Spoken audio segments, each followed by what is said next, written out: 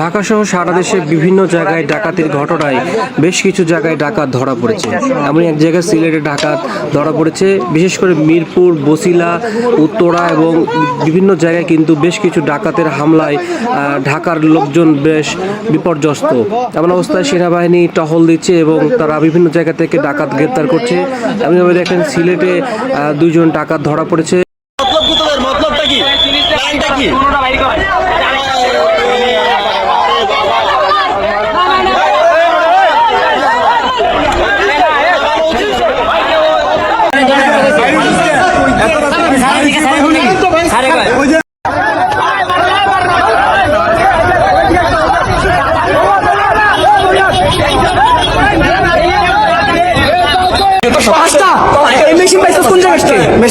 Machine কোন জায়গায় কোন বড় ভাই দিচ্ছে? বড় ভাইয়ের নাম ক নাহিদ। এই নাহিদ করে কি?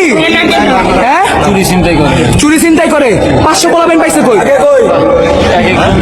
তুই কি করিস? তোর পেশা কি? টাকা কম পাস?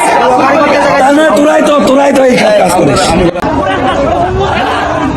ঢাকার বিভিন্ন স্থানে একই সময়ে ডাকাতি। গত 5 আগস্ট সরকারের গণ অবাহিনী তারা কর্মবিরতিতে চলে যায়।